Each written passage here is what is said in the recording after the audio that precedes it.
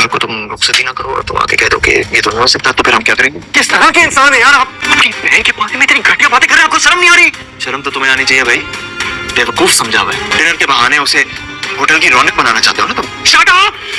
बहुत देर से आपकी बकवास सुन रहा हूं। देख लो कितनी घटिया बातें कर रहा है तुम्हारा भाई, कितना घटिया इंसान है। घटिया किसको बोला? सरफराज को शक तो बड़ा ही शदीद किस्म का हो चुका है कि मेरे ससुराल वाले जो हैं वो इतनी बड़ी गाड़ी में कैसे उतर रहे थे और ये गाड़ी किस रिश्तेदार की है। जब वो उस रिश्तेदार तक पहुंच जाएगा, यानी कि दुआ को जान लेगा कि दुआ नौशेरवा की बीवी है, इतनी बड़ी पार्टी की बीवी है ये, तो फिर वो अपने घटिया माइंड के साथ मंसूबे बनाएगा और दुआ से पैसे बटोरने की कोशिश करेगा।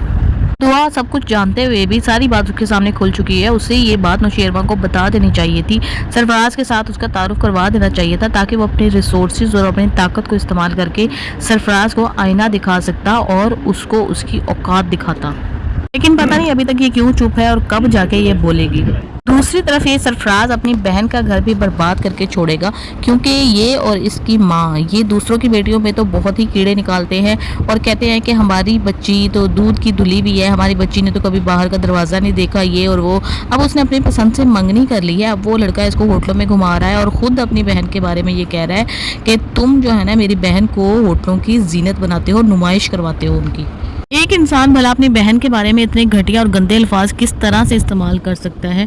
हाँ, लेकिन वो इंसान ज़रूर इस्तेमाल कर सकता है कि जिसका अपना किरदार इतना घिनौना और गंदा हो, जो दूसरी औरतों के बारे में, दूसरों की बहन बेटियों के बारे में गंदा सोचता होगा, तो जाहिर सी बात है वो यही सोचेगा कि दूसरा इंसान भी मेरी बहन के साथ ऐसा ही करता होगा।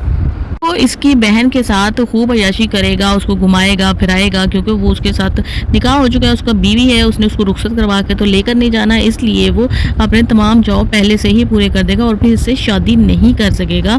फिर सरफराज और इसकी माँ को पता चलेगा कि किस तरह से दूसरे की बच्चियों की बातें हम बनाते हैं, यानी कि मकाफात अमल होगा इनके साथ और इनको फिर एहसास होगा कि नहीं, हमें दूसरे की बच्ची को भी अपनी ही बच्ची समझना चाहिए, उसको घर का माहौल फराहम करना चाहिए था। कि ऐसे लोगों को ये बातें, नाजुक किस्म के मामला तभी समझ आते हैं जब उनके अपने घर में कोई इस तरह का वाक़या होता है, बगैर किसी वजह के। जिस तरह से फिज़ा को जलील किया जाता है, इसी तरह से अब सुंबल का शौहर ये करके दिखाएगा उनको।